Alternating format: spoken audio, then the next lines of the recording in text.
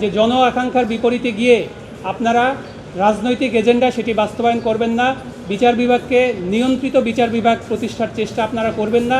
দেখুন, স্বাধীন বিচার বিভাগের যে সমস্ত শর্ত পূরণ হলে একটি বিচার বিভাগ স্বাধীনভাবে ফাংশন করতে পারে, তার অন্যতম একটি উপাদান হলো সাংবাদিকদের অবাধ তথ্য সংগ্রহের স্বাধীনতা এবং সে লক্ষ্যে আইনের বিধান মেনে যে কোনো আদালত প্রসিডিংয়ে তাদের অংশগ্রহণের সুযোগ। আমরা দেখেছি যে এর আগে মহামান্য প্রধান বিচারপতি যিনি ছিলেন তিনি কিন্তু সাংবাদিকদের এই অবাধ স্বাধীনতায় কখনোই হস্তক্ষেপ করেননি, কিন্তু বর্তমান সুপ্রিম কোর্ট প্রশাসন একটি নোটিশ জারির মাধ্যমে সাংবাদিকদের আপিল বিভাগে প্রবেশে এবং কিছু কিছু কোর্টরুমে প্রবেশের ক্ষেত্রে সরাসরি একটি বিধিনিষেধ আরোপ করেছেন।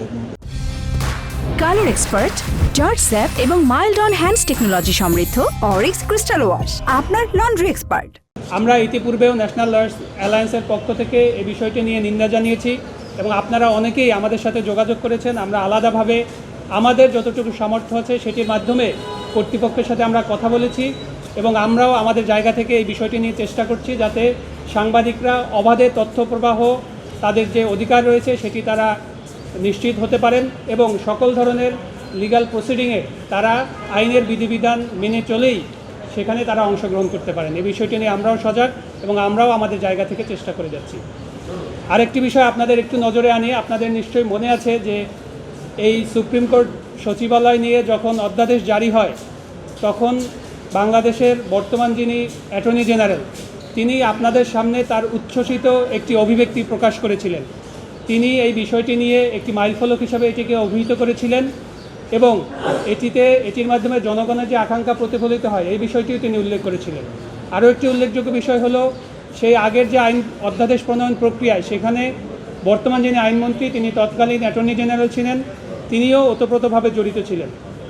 কিন্তু বর্তমান বিচার বিভাগের অর্থাৎ বিচার বিভাগ সংশ্লিষ্ট বিষয়সমূহে এই দুইজন নেতৃস্থানীয় ব্যক্তিদের নীরবতা এবং কোনো কোনো ক্ষেত্রে তাদের এই প্রক্রিয়ায় সরকারি রাজনৈতিক প্রক্রিয়ায় রাজনৈতিক যে আচরণ বা অংশগ্রহণ সেটি আমাদেরকে ব্যথিত করেছে।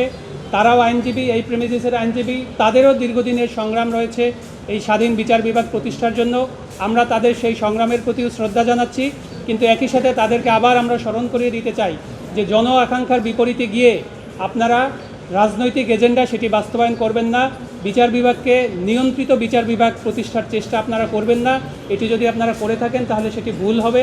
আপনারা জনগণের আকাঙ্ক্ষা মেনে নিন, আপনাদের 31 দফার যে ওয়াদা ছিল সেটি আপনারা মেনে নিন এবং জনগণের জন্য স্বাধীন বিচার বিভাগ প্রতিষ্ঠার জন্য একটি গণতান্ত্রিক রাষ্ট্রে উত্তরণের জন্য যে স্বাধীন বিচার বিভাগের গুরুত্ব সেটি যেন আপনাদের সবসময় মাথায় রাখে। তো আমরা আশা করব সরকারের এই বিষয়টিতে বোধোদয় হবে এবং অতি দ্রুতই তারা একটি চমৎকার আইন প্রণয়নের মাধ্যমে এই বিষয়টির সুরাহা করবেন।